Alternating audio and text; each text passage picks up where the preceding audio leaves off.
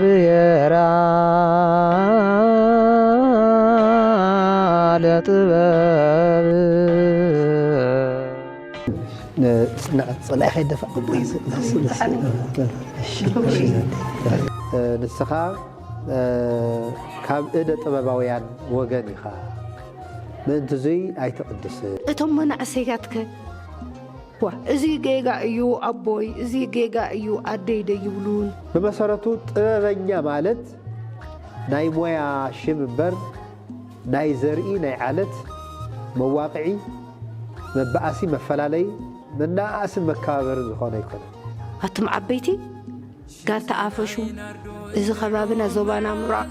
ብኸምዚ ይፍለጥን ብስሩ እዚ ሓድሽ ነገር እዩ ሊቀ ጳጳስ ቅድስ ኢሎም ዝፈቀዱሉ ሰብ ናይ ምክልካል መሰል ዘለዎ የለ እሞዚ ሰሚዕኹም ወድኹም ውላድኩም ናትኩምን ስለ ዝኾነ ናፍታ ክብሪ ቦትኡ ትምህርትን ተሓሚቑ ካሊ እዩ ኣቡነ መርሃ ክርስቶስ ዓብይ ወላዲ ተቀደሱ ወላዲ መኺሮም እዮም ኣምሂሮም እዮም ኣብ ደብረ መንከራት ቅዱስ ቂርቆስ መፅኡ ተመልኪቱ ብትሩፋት ነፃ ናይ ቅዳሴ አገልግሎት ክህብ ፈቂድና ኣለና ማለት እዩ በስመ አብ ወወልድ መንፈስ ቅዱስ አሐዱ አምላክ አሜን ሰላም ሰላም ክቡራትን ፍትዋትን ተኸታተልና ሚዲያ ጠብራ መላ ዓለም ትርከቡ ሰላም እግዚአብሔር ምስኩላትኩም ይኹን እንዳልና እንሆ ሰሙናዊ መደብ ኢደ ጥበብ ሰዓት አኺሉ ናዋኹም ይፍናሎ እንደውም አንተ ካፍሊ ብዝበለ መልክዑ አፍቶም ዝሓለፉ መደባትና ጋሻ እንዳአንገድና ሓሳባቶም ስራሕቶም ኢና ነርእየኩም ነርና ሕዚ ካፍሊ ብዝበለ መደብና መፂናኩም ዘለና ዓድ ከተማ ዓድ ግራት በወላዲትና ወይዘሮ ለምለም ዝተቀረጸ ሓደ ፍሊ ዝበለ መደብ ሒዝናልኩም ቀሪብና ዘለና ያው አውዚ መደብ ዝኻ ሓደ ሓውና ናይ ቤተክርስቲያን ምሁር ዝኾነ ዲያቆን ዝኾነ ማለት እዩ ብሰንኪ አውዚ ብዙሓት መደባትና ነልዕሎ ብዘይረብሕ ሹም ማለት እዩ ብሹማሹም ኣይትቅድስን ንስኻ ቡዳኢኻ ቤተክርስቲያን ክትቀድስ ኣይትኽእልን ቤተክርስቲያን ክተገልግል ኣይትኽእልን ብዝብል ካፍቲ ናይ ግልጋሎት እዮም ኣጊዶምዎ ዘለው አውዚ ኻ ኣዴና መማለምለም ስፍሕ ቢላት ፕሮግራም እንታይ ከም ዝመስል ከም እዩ ኩነታት ከምኡ ክገብሩ ኢሎም ዝብል ከዓ ስፍሕ ብዘለ መልክዑ ሂዛትልና ቀሪባላ እዚ ነገር እዚ ብሓቂ በሃይማኖት ደረጃ በከምዚ ክንገብሮም ክንጽበዮም ዘይግባእ ነገር ግን ኦሬዲ ኮይነሎ እዚ ነገር እዚ ዳግም ንኸይፍጸም ግን ቤተክርስቲያንና እዚ ነገር እዚ ኣጽኒዓ ክትሰርሐሉ ብጥብቂ ክትሓሳስብ ይደሊ በዘጋጣሚ እዚ ጠብራ ሚዲያውን ኣብዚ ነገር እዚ ኣጽኒዑ እዩ ዝሰርሕና ኩላና ናብ ኩሉ ሰብ ንኽባፅሕ ክንሰርሕ ይግበአና ዝብል ሓሳብ እዩ ዘለኒ እቲ መደብ እንታይ ይመስል ብሓደ ኮይና ንከታተል ሰላም ፀኒሕ ካብ ልብና እዩ ለዚ ተወከል ድሕራይ ምስብልዎ ከዓ ዝእርም ከሎ ኤዲት ይግበር ኣብ ዓዲ ውሽጢ ዘለኹምን ኣብ ደገ ዘለኹም ብናይ ሳተላይት ቲቪ ሚድያ ብዩቱብን ትከታተሉና ዘለኹም ኣሕዋት እዚ ናይ ጥበብ ይብራህ ሚድያ እዩ ሕዚ ኣብ ዓዲግራት ኢና ንርከብ ዘለና ምስ ክቡር ኣቦና መጋቢ ሓዲስ በርሀ ሃገረ ስብከት ዞባ ምብራቅ ሓላፊት አቶ ገረማርያም ገብረ ህይወትን ዲያቆን ብርሃነ ገረማርያምን ባዕለይ ከዓ ለምለም ዮሐንስ ጓል አሜሪካ ሕዚ ኣብ ትግራይ ኣብ ዓዲግራት ዝርከብ ዘለኹ ማለት እዩ ጽቡቕ ኣሎ ትበዓላት ጽቡቕ ኣሎ ክትሓላለፈልኩም ስለ ዝኾነ ብቲ ሚድያታት ክትርእይዎ ኢኹም ግን ርሑስ በዓል መስቀል ንኹላህና ይብል ቀዳማይ ንስድራይ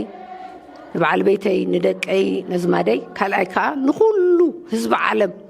سلام انتعنا نهابنا نخلهنا ازي نايلوم عنت الدالينا يزلنا قدم مئتاونا عبونا مقابي حديث برها بصولوت ببراكي خجمرو لنا يوم كبرتي هذا اللي شي بسم الله وولد ومنفس قدوس هادو أملاك ቅዱስ አምላኽና ልዑል እግዚአብሔር ኩሉ ወአኻዝ ኸውን ኩሉ ትፍጽም አምላኽ ኢኻሞ ስራሕና በሰላም ጀሚርካ በሰላም ከተፈጽመና ዘመኑ ዘመነ ሰላም ክትገብረልና ቅዱስ ስምካ ንጽዋዕለና አቡነ ዘበሰማያትና አቡነ ዘበሰማያት ቅዱስ ስምካ ትምጻእ ንግሥት ወይኩን ፈቃድከ በከመ በሰማይ ከማሁ በምድር ሲሳየነ ዘለነ كما ننمي مزيزات مسيطة عن زوجة مستعلات من ولا من كل كويس مزيا كيت من كسايو سلام سلام قدس بالبين الأقوام زيتي مريم سزمني جديد من الجوال ورك فريق سيتا فسيف سيتا أمي تزمن وسأل وسلم تاني كل شيء يسوع كريستوس كما يسر إلى الحطاوين هاي الجزائر عبي بار كبرات سمعتنا نايلوم ما أنت حزنا يزلنا أبعد قرات أبندا شرقص بتخسينا إنا زلنا زعبينا أيو بزح زخر لنا أنا زمصنا جن ولدي أبو أتو جر مريم قبر هوتن دياقون برهانة جر مريمن قد محزي سرحنا يو سلست قفال الله كهناتن دياقوناتن نسخاتكم سمويا إيدة أبوانيا تاتيكم سرح تحسينيكم نعخاتكم أي قبان يدنكونان كسنان تباهيلهم كافتهم زتخل كلو سلازخونو حزي لهم معنتقن بحابرا خلو أقربنا يئنا ياو تخاتاتلو خاو ناو خام نملس تخاتاتلكم عمن تايبس حقوق تفلتوا تخلي هم مالتي تقدمي لزوات يوتيوب تلفزيون ميديا حزقن نذكره زلنا أبزيك عمناتو كبابي زلو أبو مجابي حديث برها نزو قدايزي كم مجمرة خسام مجرشة زنورون بزح زقلقلون وصع ورد زقورلون سرحلون صعرلون سلازخونه نعوم إيد عدل هبنا نعوم كن حتتن كنا زاراربن ناقدن كأسلو زخونه أتي كابن تايز بلس تايز بحالت يتفقن اللي مثلني مسالين بري تزو علولو تزو قويلو تزو خدولو زفلطوات سميو أمو أنا خحتهم زدلسي دقوم يوم زي كله خبات صحون كم زي يدلي يفلت إياه بزح خمس عارقن يفلت إياه بقوم بأندوتهمس كما إزنبره انتايو نيرو انتايو كما ينيرو كما ينيرو توسع ورد نزيع ببوتو خبات صح صبوق نقابي حديث بره تسوى مسكري بحال نايزوا مبرق هاجر سبكت سرح مكايدية قدم كلن لعلو كلن نقع كاب زمان قدوس ماتيوس ناب زمان قدوس ماركوس كنت شن 18 عامه مرت كمون ناب بعد مسكل نقع بسلام بصحنا خبل فتو بزغاطامي طبب يبرح ميديا ابز غدايزي بزح صعري يقبر مخانو يفلط يه ابزلو خوينون قال بحتت تغير لي نيري قدم حيزي إذا خا ناب كتمانا كتم عديقرات بعد مسكن مخنيات بمقبار بممصا اقرا مقدو خا انا زي غداي زي العلنا خنزات عدل سلازرخبكو يمسجن بمسارته دياقون برهان قبر مريم حوناون ايانا ايت قبر مريم قبر هيوت ولاديو مالتيو زي غداي زي نشتي نوح زباله غزي زوسد مخانو قلصيو تي اغاطاميو گن دياقون برهان بيت كريستيان ذهبتو تمرتي تماهيرو ناي قبر ديقنا تمرتي اتناقيقو نبوراكي مسبصحه ناب ليقا باباس هاجر سبكتنا بصو اونه مرها كريستوس كبارخ نايتي دبري سبكا غواي زهاو دغاف حزي يمصينا بزي مسرت كا كم كل عينه مسرحنا مالتي زبارخو قلعو كل غزي ككاب سبكا غوايهم دغاف حزوم بوردات ماخيلهم يمصو نحنا ها فتنا زفتنو ابوتات ليقاونت لو ساتهم فتينهم مسحلفوهم يوم ليقا باباس براكيزو بزي مسارات برهانون كمتم كانوت دياقونات وي دقه مزامورت كاب سبكا غباي حغاوي فقاد ايتوايبو زي مالتاي مالتي تماهير ايو ناي ديقنا تمرتي ببصو ابونا ابونا مرح كريستوس كبارخنا يلو سبكا غباي دغافيو مصيو تفتينو حليفو تباريخو ብጾቦና አቡነ መርሃ ክርስቶስ ናይ ዲቁና ስልጣን ሂቦምዎ ማለት እዩ ድሕሪ እዚ ዘሎ ታይ ክኸውን ዝግባእ ከምቶም ካልኦት ሕዋቱ ናፍታ ቤተ ክርስቲያኑ ተመሊሱ ናይ ቅዳሴ አገልግሎት ክህብ ይግባእ ትዝገጠሞ ግን ያው ዓለም ዝፈለጦ ጉዳይ እዩ ንስኻ ካብ እደ ጥበባውያን ወገን ኢኻ ምእንቲ ዘይ ኣይትቅድስን ዝብል ተቃውሞ እዩ ኣብቲ ሰበካ ጉባኤ ትደብሪ ማለት እዩ ስለዚ እዚ ምስ ኾነ ንሳቶም ከዓ ኣብ ወረዳ ቤተ ክህነት ጋንታ ኣፈሹም ክሲ መስሪቶም ወረዳ ጋንታ ኣፈሹም ክህቦ ዝግባእ ፍታሕ ኩሉ ሂቡ ብኡ ይተፈፀመን ኣባና ኣብ ዞባ ምብራቅ ሃገረ ስብከት በፂሑ ሃገረ ስብከት እውን ክገብሮ ዝግባእ ኩሉ ገይሩ መኺሩ ኣረዲኡ ግን በቲ ከባቢ ቅቡልነት ክረክብ ኣይከኣለን እዚ ስለ ዝኾነ ያው ሕጊ ክኽበር ስለ ዘሎ ሰብ ብኣርኣያ ስላሴ ዝተፈጠረ ሰብ ኩሉ ማዕረብ ኣድልዎ ዘይብሉ ምዃኑ ብፍላይ ብሃዲስ ኪዳን ኮይና ጥበብ ናይ እግዚአብሔር እዩ ሓይሊ ናይ እግዚአብሔር እዩ ካብ እግዚአብሔር ወፃኢ ዝኾነ ጥበብ ኣብ ኢድ ሰባት ክርከብ ይኽእል ምእንቲ እዚ እቲ ብኣርኣያው ብመልክዑ ዝፈጠሮም እግዚአብሔር እንደገና ድማ ናይ ሰባት ዝጠቕሙሉ ጸጋ እዩ ካፍቲ ቤተ ክርስቲያን እትግልገለሉ ጀሚሩ ዘሎ ንዋየ ቅዱሳት ብምሉኡ ንትግራይ ናይ ስልጣኔ መግለፂ ዝኾኑ ነገራት ብምሉኦም ኣብ ግብርና ይኹን ኣብ ኢንዱስትሪ ይኹን ኣብ ዝኾነ ይኹን እንረኽቦም መሳርሒታት ናይ ጥበበኛታት ሰባት በመሰረቱ ጥበበኛ ማለት ናይ ሞያ ሽም እምበር ናይ ዘርኢ ናይ ዓለት መዋቅዒ መባእሲ መፈላለይ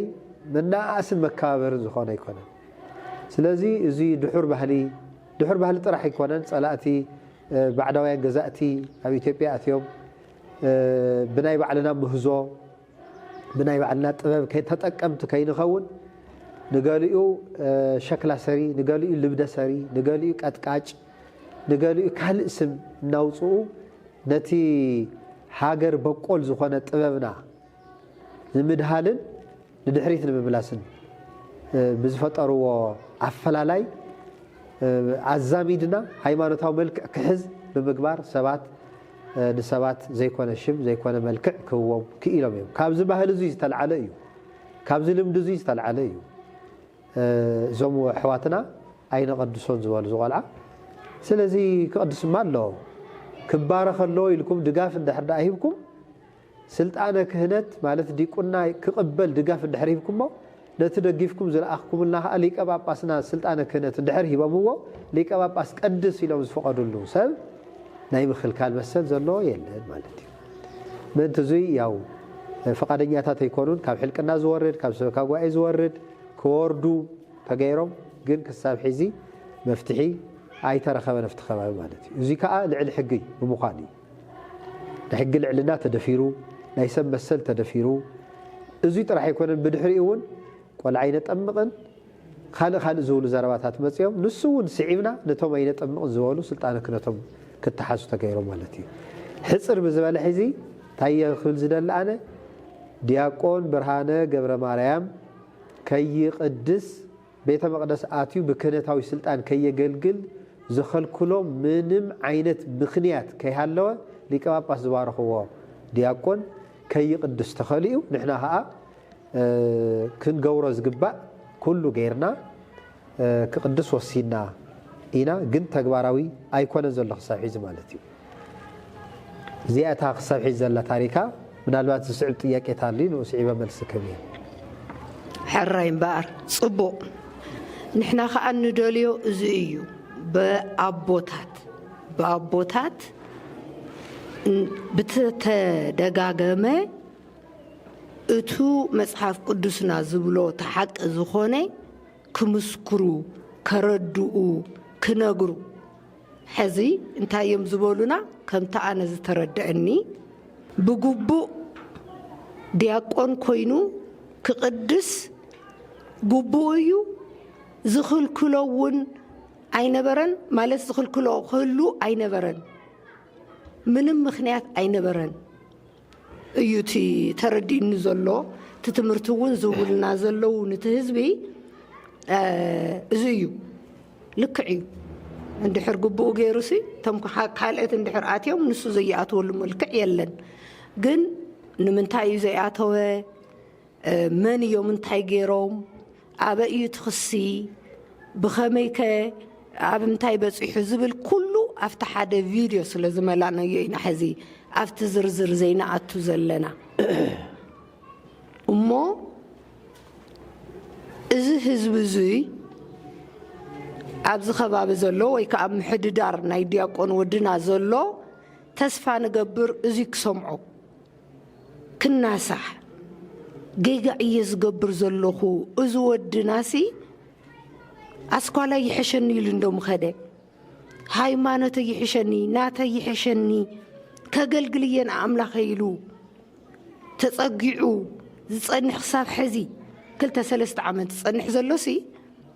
ናህና ጌጋ እዩ ኢሎም ክምለሱ ኢና ንጽበ ዘለና እሳቶም እውን ጉቦኦም ክገብሩ ኣብቲ ዓዲ ኣነ መንእሰይ የለን ድዩ እየ ዝብል ምናልባት ናይ ቀደም ዝነበረ ትውልዲ ብዘልምዲ ዘምጽኦ ክኸውን ይኽእል ግን እቶም መናእሰያትከ ዋ እዚ ጌጋ እዩ ኣቦይ እዚ ጌጋ እዩ ኣደይ ደይብሉን ቶም ምሁራት ሳይብሉን ዶ እየ ዝብል እሞ ዓድና ኣነ ብሓቂ ኣብዚ እያ ተወሊደ ዓብየ ብዙሓት ዓበይቲ ዘለውዎ ኣስቢዳለታት በዓልቶም ዝሰርሑ ጽርግያ መንገዲ ትምህርቲ ቤታት በዓልቶም ዝሰርሑ ክንደይ ጋሻን ንጉሳውያን ዝቕበሉ ዝምድሩ ጌጋ ክረአ ከሎ ጌጋ ዝብሉ እዮም ነይሮም ኣነ ከለኹ ብዚ ማለት እዩ መንእሰይ ኮይነ ኣበ እዮም ከይዶም ዞም ዓበይቲ ኣበ እዮም ከይዶም ቶም ዓገብ ዝብሉ ቶም ጌጋ እየ ዝብሉ ካብ ምምሕድዳር ናይ ቤተክርስትያን ክሰምዑ ከለዉ ዝእዘዙ ዝነበሩ ኣበ እዮም ከይዶም ኣቶም ዓበይቲ ጋንታ ኣፈሹ እዚ ከባቢና ዞባና ምራቕ ብኸምዚ ይፍለጥን ብስሩ እዚ ሓድሽ ነገር እዩ እሞ እዚ ሰሚዕኹም ወድኹም ውላድኩም ናትኩም እውን ስለ ዝኾነ ናፍታ ክብሪ ቦትኡ ትምህርትን ተሓሚቑ ካልእ እዩ ማለት ናይ ድቁና ማለት እየ እንተዘይኮይኑ ግን ኣቦኹም መጋቢ ሓዲስ በርሀ ኣይግቡኡን እዩ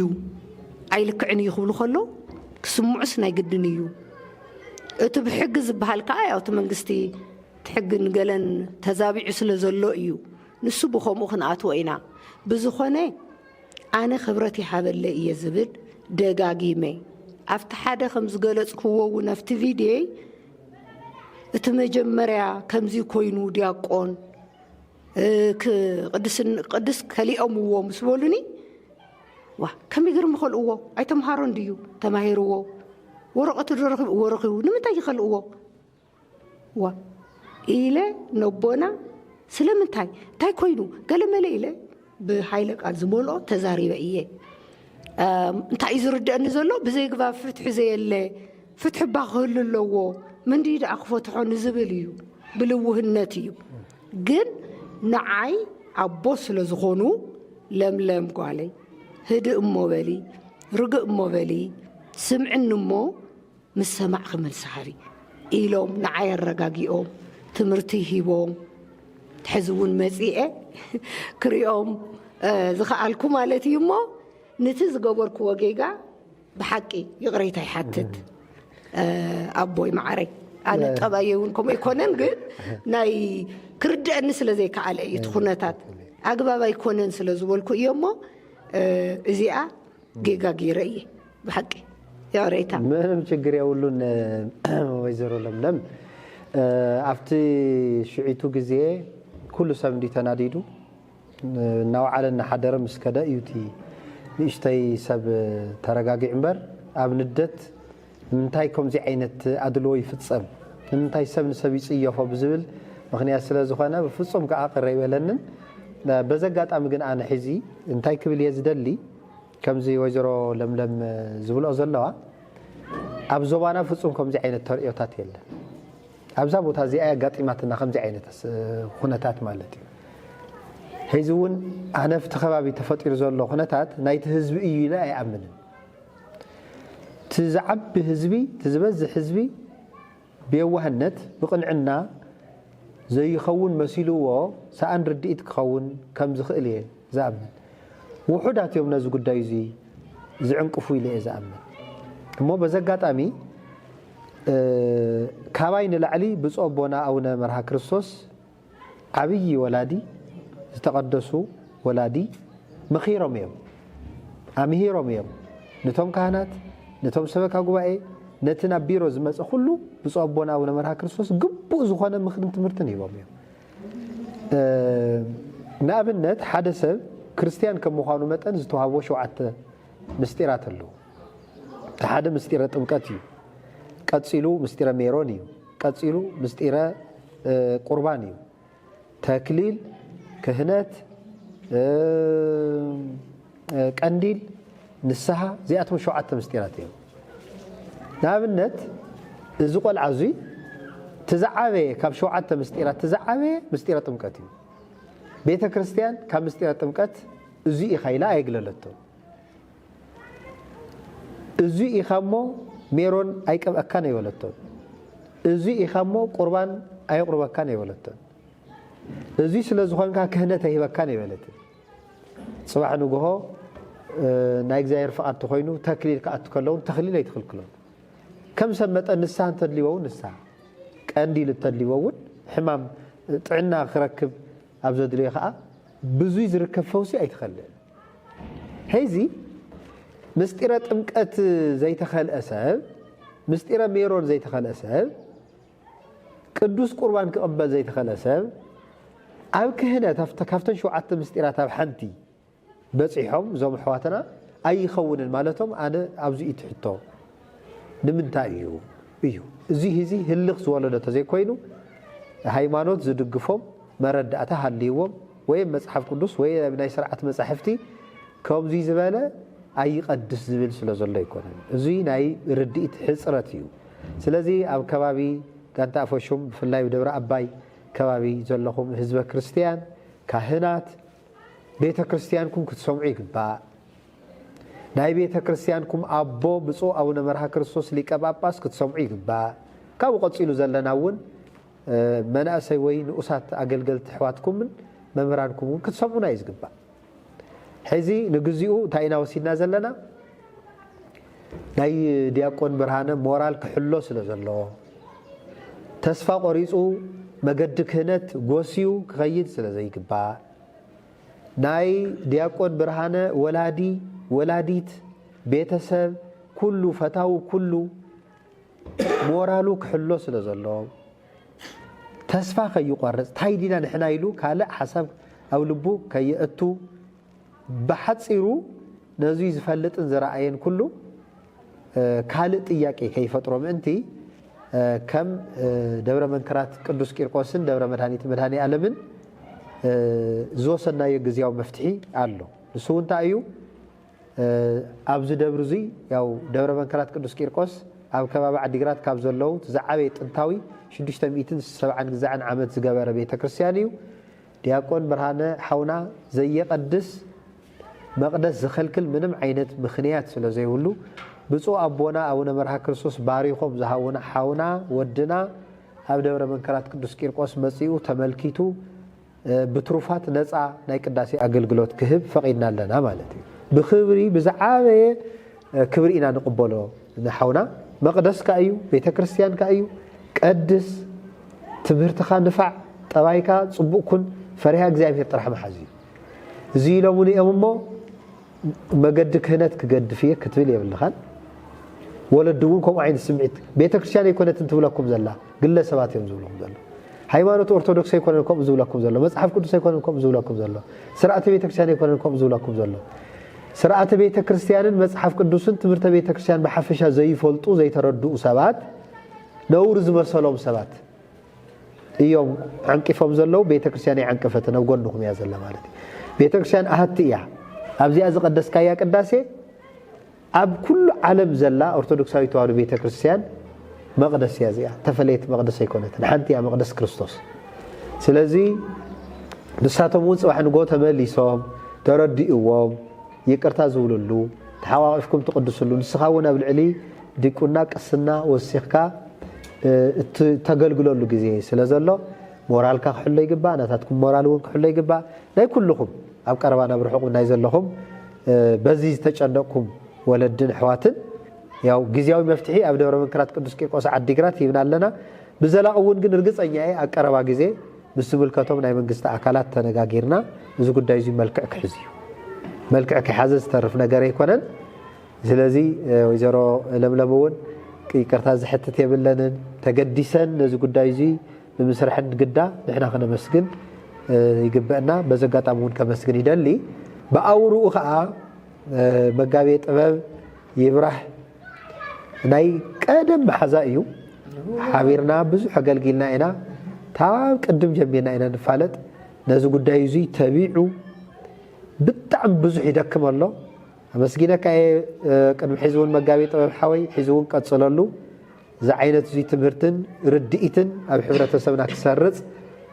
ብምትጋህኻ ከዓ ደጊመ ከመስግነካ ይደሊ ሕዚ እውን ብሩኽ ዓመት በዓል ይግበረልና ብቐፃሊ እውን ኣብ ጎንኻ ኢና ዲያቆን ብርሃነ ኣጅኻን ማለት እዩ ይቐኒየለይ ሕዚ ንዚ መዓር ዝኾነ ኣነ ምንም ዝውስኸሉ ነገር የለን ክሓተ ዝደለኹ እውን ባዕሎም ወዲኦም እዮም እቲ ትምህርቲ ሂቦም እዮም ብጣዕሚ እየ ተሓጒሰ ክብረት ይሃበለይ ብዙሕ ተስፋ እውን ነይሩኒ እዩ መፅአ እታ ተስፋይ ከዓኒ ተመሊሳ ማለት እዩ እዚ እዩ ዘድሊ እቲ ምህሮ ናይቲ ከባቢ ዘሎ እውን ባዕሎም ሂቦምልና ኣለዉ ኣነ ካሊእ ሕቶ ክሓትት ኣይደልን ክብረት ይሃበልና የቐኒየልና ከምኦም ዝበለ የብዝሕ እንዳምሃረ ዝኸይድ ናይ ሰብ ናይ መንእሰይ ጭንቂ ናይ ወላዲ ጭንቂ ዝርድኦ እዞም ሰባት እዚኦም ከዓ ከም ዝበልዎ ሰኣን ምፍላጥን ምርዳእን እዩ እምበር ሓጋዚኦምን ሓዎምን ውላዶምን መብዝሑ እምበር ምውሓድ ደይሐይሽ ከምኡ እዩ ነይሩ ሰኣን ምፍላጥ ስለ ዝኾነ ገይጋ ከም ዝገበሩ ካብ ኣቦና ተሰሚዖምን ተረዲኦምን ንዓ ዝወዲ ናይ ቅሬታ ኢሎም ከም ዝመልስዎ ኣነ ጥርጥር የብለይን ንፍዓት ወለዲ ስለ ዘለኹም እታ ሕዚ ዘላ ናይ ወደ እያ ዲያቆን ብርሃነ እዚ ዕድሉ እዚ ኣቦና ገሊፆምዎ እዮም ሃይማኖትካ ዝፈትወካ እዩ ሃይማኖትካ ኣይኮነን ነፅዩካ ቤተክርስትያንካ ኣይኮነን ግለሰባት እዮም እዞም ሰባት እዚኦም እውን እንተ ዝፈልጡ ነይሮም ፅቡቕ መረዳእታን ረኣያ እንተ ዝነብሮም ነይሩ ከምኡ ይምበሉ ንየማን ይምለሶም ግን ተኣነ ክፈልጣ ዝደለኹ ሕዚ እንታይ እያ ኣቦኻ ከምዚ ኢሎሙኻ ኣነ ቀዲመ ኢዲ ነስእ ክብረት ይሃበልና ይብል እንታይ ተሰሚዑካ ኣነ የቅኒየለይ እሞ ብጣዕሚ ደስ ኢሉኒ ሓፈብላ ናባኻ ኣብዚ ደስ ኢሉኒ ኣብዚ መፅኻ ኣዲስ ክበሃል ተሎ ብጣዕሚ ደስ ኢሉኒ የቅኒየለይ ክብል ንኽእል ኣቦ እንታይ ተሰሚዑኩም ኣይ እሞ ኣነ ክብሪ ወሰኒ ተሕጓሰይ ወሰን የብሉ ብሓቂ ብወልደ ልበና ብመጋቤ ሐዲስ ብጣዕሚ ብጣዕሚ ብጣዕሚ ኩሉ ዳርጋ ዝተፈፀመ ደብረ ሰላም ቅዱስ ሚካኤል ቅድስቲ ጨርቆስ ቢመኔ ጨርቆስ ኣብዚ ኣትዩ ብዝኣተወ ብሓቂ ወሰን የብሉ ሓጎሰይ ክብሪ መጎሲ لمجاوي حديث يهابلنا أملاخ عدم جراي لا سلطان لا وسخ يغيدو كبري هذا اللي وسن يولي أنباء ربنا أنا ونا بصبوا معلتي يتحاويسه دزبل يحسبوا لنا يرئي وقينا لو مده يقبلوه صباح ده يقبلوه كم زي أم صدركون داول كن دي يحسب نيره أملاخ قايلوه بعلق تحاوسيو سلزبلني نقويتنا مسجنكو نعوم نامسكنكو نسخاتكم نقعدس بلوكم تم قداس يعتدلي كم يجيروا يتجازهم من أبزي مخان كان بعلقات التعرارية جن ناي مجمرة آتيخا ببخا تمريكا أنا دياقونية إلكا لبخا نفيحا اترئيلون بفسحان بحاقوسن اتقدسولون معلتي ناي مجمرة معلتي أنا أب أخوص لزدلخو أبوخا باريخو إذا زمصخوا صعدا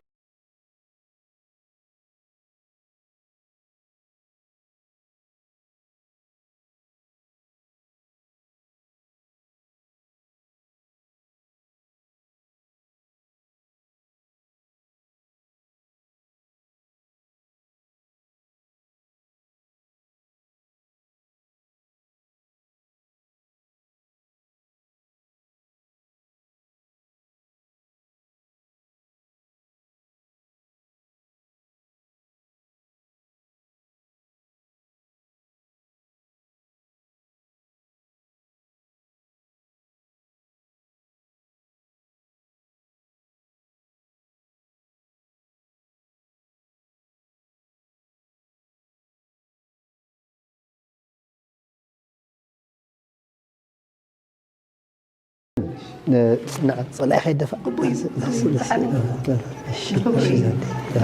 لا لا قبول عيني لا أنا حتى لا لا زي بصحك إيش زود أمه برهانة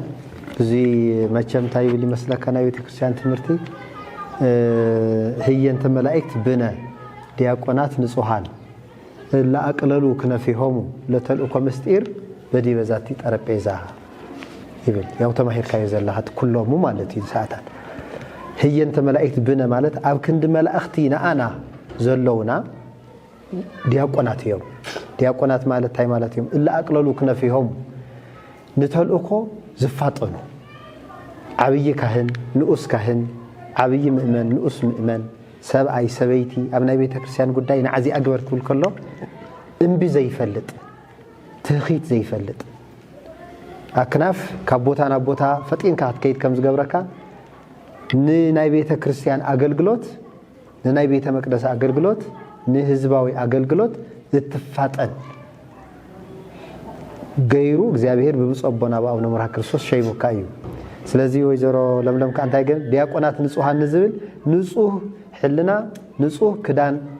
ሒስካ ብንጹህ ክህነት ከተገልግል እዚ ህብቶዚ ይበና ካለዋ በዘጋጣም እዚ ግን ብዛዕባ እዚ ሓንቲ ነገር ክዛረብ እዚኣ መልክዕ ጥራሕ ጌርካ ከይተወስላ ምእመናን እትጓሰየላ በትረ ክህነት እውን ያ ተመላኽት ማለት እዩ ስለዚህ ሕዚ ካብ ትዕቢት ነፃ ብምዃን ካብ ስንፍና ነፃ ብምዃን ብፈሪሃ እግዚአብሔር ታው ቤተ ክርስቲያን ካ ዝገበረትልካ ዓብይ ነገር ሓሲብካ ምስማን ግን ቅሬታ ከይህልወካ በቃ ጎይታውን ኣብ መስቀል ተሰቂሉ ዝበለታ እዩ ኣባ ስረ ኢሎሙ እስመ በዘ እያእምሩ ይገብሩ ኣቦይ ዝገብርዎ ይፈልጡ ድሞ ይቐረበለሎም እዩ ስለዚ ናይ ማንም ሰብ ቅሬታ ከይህልወካ ምስማንም ሰብ ዘጻልእ ነገር ከይህልወካ ኣይተረድእዎን እምበር ተዝርድእዎ ነይሮም ከምዚ ኣይመገበሩልን ኢልካ እንተ ኺኢልካ ጸልየሎ እዚኣ እዛ ምኽሪ እዚኣ ነያይ ገብረ ማርያም እውን ዝብላ በዚ ኩነታት እሱ ተዘይኸውን ጽቡቕ ነይሩ ኮይኑ ክምለስ እዩ ክእረም እዩ እና ኣብ ሕልናኹም ቅሬታ ክህሉ የብሉን ሰናይ ናይ ኣገልግሎት ዘመን ይግበረልካ ያው መቕደስካ እዩ ቀድስ ኣመስግን ኣብ ትምህርቲ ከዓ ትምህርቲ ወስኽ ናይ ዲቁና ጥራሕ ዘይኮነስ ታው ቀጽሎም ዘለው ናይ ትርጓሜ መጽሐፍቲ ዲ ካል ዘድሊ ትምህርቲ ክትመሃር ከዓ በዘጋጣሚ እዚ ሓደራ ክብል ይደሊ ወይዘሮ ለምለም ከዓ ኣኽቢረና ናየን ብጣዕሚ ኢና ንመስግን ንኡ ዝተገብረ ክብሪ ንካህን ኩሉ ተገብረ እዩ የቐኒየልና ብጣዕሚ እሺ ሕዚ ከዓ ኣነ እታ ነስሓነ ኣቦና ብጽቡቕ ረኺበዮም ብጽቡቕ ከዓኒ ኣተኣናጊዶም ንወዶም ባሪኾም ኣቦ ኮይኖም ነቦኡ ዝኹሉ ኸርተት ዝበሉ እቲ ናይ ጉልበት ጥራሕ ዘይኮነስ ናይ ሓንጎል ይቐትልዎም ዘሎ እሞ ልቦም ረስሪሶም ከምዚ ንዝገበሩልና ከምኦም ዝኣምሰለ ብዝሓየኹም ትዝበልክዎ እሞ ክብረት ይሃበለይ ክብል ኢለ እየ እዚኣ ድሕራይኣ ትኽፈት ድሕሪ ካሜራ ሕዚ ዝመፀት እዚኣ ካብ ኣሜሪካ እያ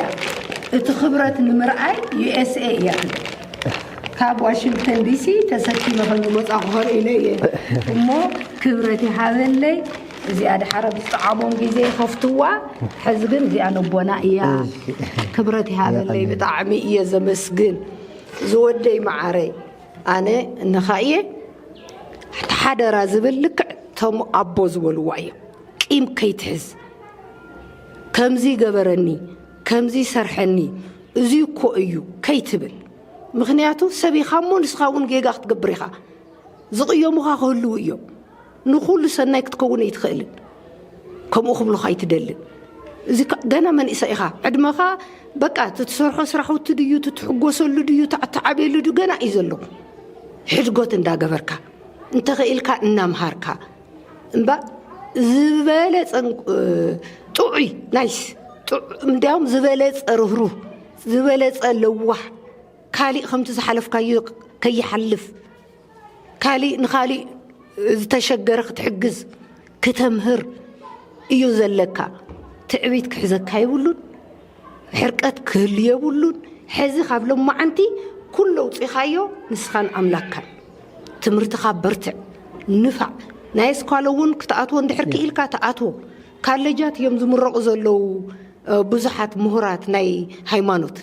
أبزي يكون انت أطوز بالي لا تكاتن فعاتيات وسن حزي تانيشتين عيد سمعن زلان تأيو نسخات تنورو كالي بوتا ينوح يو ليتي يوم بزق حديروم نلومو نقو خركونا أما بروح تخوين كاتنبرسي كم يجر كأخنا بزي تمتص انديو نسخ نزارة ربول لينا بحا أي تيجنا طرح كم زي كوين اللي خو حق زنخت بالتخليها حراي كندي حوات يوم سمع وزلو كندي حوات حق زي خوليو ناي كراي جزاديو ناي كالي ديو نسخات مرتخات قبر تقلقل كم قبو دياقون أبوها زبولوها تسمع بعلتهم ودنا نابانا خولوها يوم أو ختنبر تدليخا أبزي تطعمك أبزي تنبر حراي دزودي حادرا قيم كي تحس حادرا حنقولك بخالي خيمل وحده يكون 3-4 عامات تنقالات خيمو سرحنا اكزافير سرح فريها زغيري حلخا قدمي زلو ايو زبرها اتسالمات حليفو ايو سالابونا كبرتي هذا اللي سمعتنا كلكم أو كل مداي زلخم كم زخماي تحقسكم كم زخماتهم تحقسكم كم زلرقوا يرد أنيو مسكال سلازخوني بزح عيوتات بزح برنامجات يزلو عبونا خاب كندي برنامج يو زيز عري يو يلوم جيزي وسيدوم كوفا بيلنا يوم زلنا مو نابسرحهم نسمون كخدو كبرتي هذا اللي يقني اللي نايت أباب يبرح ميديا كلهم حجزو عبز عد زلهم كأرأيوه يوتيوب تقومن تليهم شير بولو لايك بولو كومنت هابونا حجزونا إنا خنبل دلي زينا كلهم انتخبازح كبرتي هذا اللي يغني لنا كبرات فتوات تخاتلتنا ያው ካብዚ ደሞ ብዙሕ ትምርቲ ከም ዝተማሃርኩም ብዙሕ ነገር ከም ዝረኣኹም በዓል ሙሉእ ተስፋየ ብሓቂ ቲ ዲያቆን ኣብ ዓዱ ላይ ኾነስ ኣብ ከተማ ዓዲግራት ወፃኢ ዝነብር ኣብ ገጠር ከባቢ ማለት እዩ እቶም ኣቦ ግን ብሓቂ ብጣዕሚ ብዝደንቕ ኩነታት ነዚ ነገር እዚ ተረዲኦም መጋቢ ሓዲስ በርሀ እዮም ዝበሃሉ ነዚ ነገር ተረዲኦም ኣብቲ ዓዱ ላይ ኾነስ ኣብ ከተማ ዓዲግራት ማለት እዩ ንኽቅድስ እዮም ፍቆይዶምሉ ዘለዉ ብሓቂ ግን እዚ ነገር እዚ ግቡእ ድዩ أفتو أوزر لفت زنبر الله عدي زنور هاجر سبكت كذا نجار زست خكل يوم فوت إمامه زبل خايا عرسهم كوقص اللو وميل إجازة حسب حكي بهاي ما ندرجس بخمزي نجار حساب زي خالي نحدث بس كحم أمن جد يخاخت مرسات خالد برجراش دي كنا تقبلوا كافت بيت كريستيان هو جاز مجار بدأ أخلي كخرح مجوارس كحارس قتلت زي الناس نجار يلا إجازة حسب وزون عدينا ماما لملم دس بزول كناتات نزود زي نز دياقون زي خبرات عيا كم تزرعهم مو يعني علن زخانة لسي حيزان قالات النوعلو مالتي قالات النوعلو بتعمي كندب براتات أو تمولدون زنورم دستايو استخدات لكم ويت أن حنيرو أو زونات رؤت كبيرة لدقيمة بيت كريستيانا بتبقى خسار حلو زقبع نجاري ليز حسب نقد سأله 5 عينة نجار كيدقم مالتي كم زعينه نجار نخيدقم أصلاً تكون ولو تمرتوهم بسافيا خنوا ولو 5 قبنا أي ملختي كم حلال في زدلي مساهم أنا حوملينية ما أتصالح بخلي مدرسك عن رحل سلام عليكم